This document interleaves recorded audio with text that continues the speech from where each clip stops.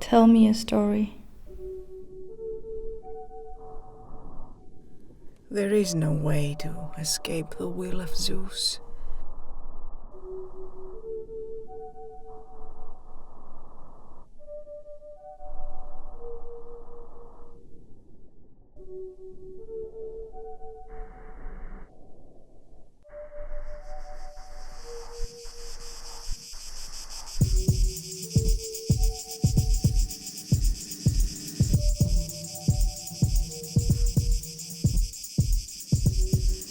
In Greek mythology, the first woman was called Pandora, meaning all gifts. After Prometheus had stolen fire from heaven and bestowed it upon mortals, Zeus, the king of gods, was determined to counteract this blessing. He commissioned Hephaestus, a god of fire and patron, to fashion a woman out of earth, upon whom the gods bestowed their choicest gifts.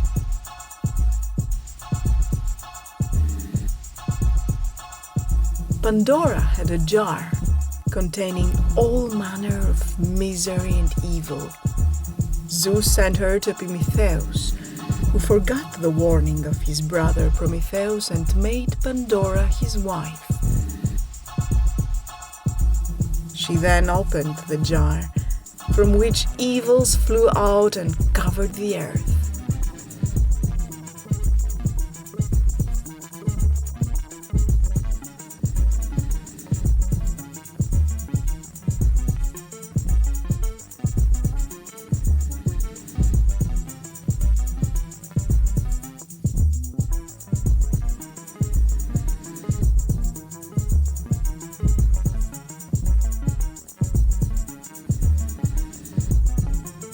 Hope, in the form of a butterfly, remained alone inside the jar, the lid having been shut down before it could escape. Humans and animals have changed. I was reading about animals, about how wildlife has been affected by the pandemic.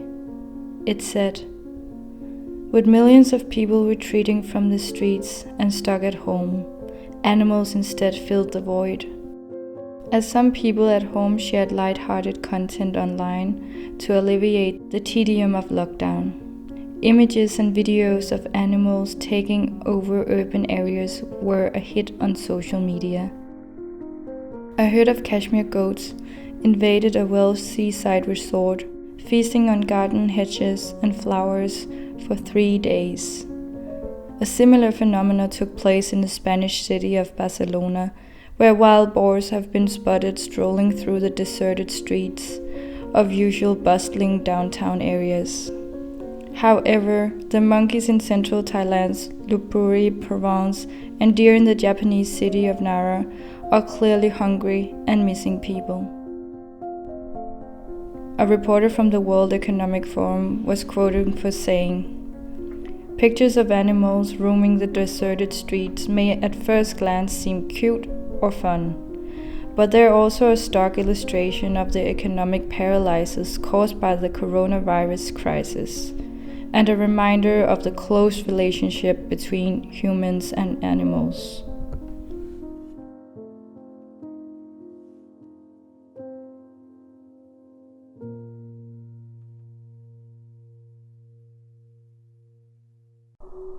Pandora, pandemic.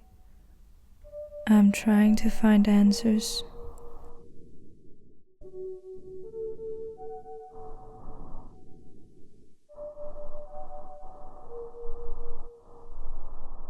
I started to experiment with drugs, weed, coke, ecstasy, MDMA, sometimes as cocktails.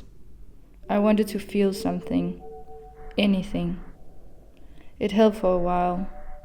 I'm not gonna lie, I loved it. I felt like my true self.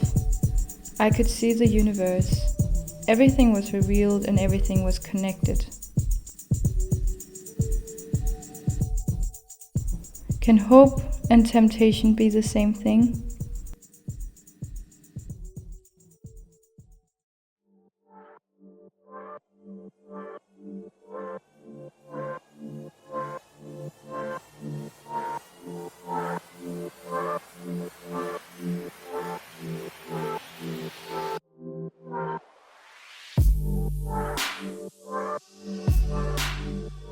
Someone told my partner he looked like Jesus. After, he said that I maybe had finally found Jesus after all these years. We laughed, but maybe he was right. And now that the old world had fallen as promised, I actually went looking for my Savior.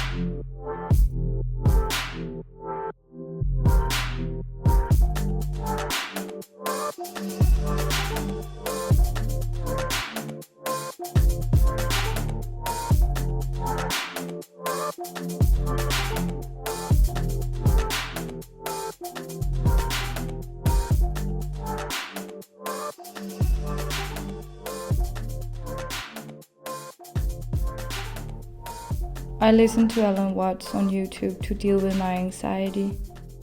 It makes me calm. So it all comes down to this basic question, that human beings have for a long, long time been concerned about transforming their minds. Is there any way in which one's mind can be transformed? Or is it simply a process which is nothing more than a vicious circle? What were you looking for? Would it be too presumptuous of me to say that you were looking for help? That you hoped you would hear somebody who had something to say that would be of help and relevance to you as members of a world which is running into the most intense difficulty. A world beset by a complex of problems, any one of which would be bad enough. But when you add together all the great political, social, and ecological problems with which we are faced, they are appalling. Because it's obvious that, at least it's superficially obvious, that the way things are, we are going to hell fast. You remain the witness, impassive, impartial, suspending judgment, watching it all go on.